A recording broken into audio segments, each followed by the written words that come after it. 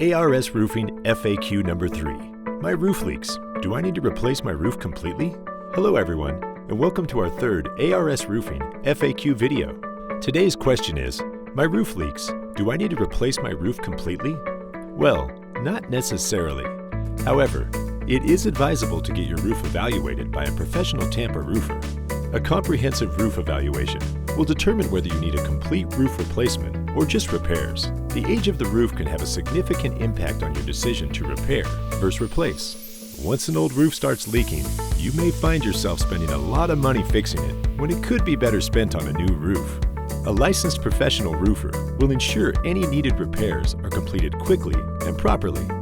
Apart from drips, you should pay attention to other signs of roof leaks, such as water spots on interior walls and ceilings, buckling or curling roof shingles, exterior wall growths, mold, drips, and wet or rusty pipes.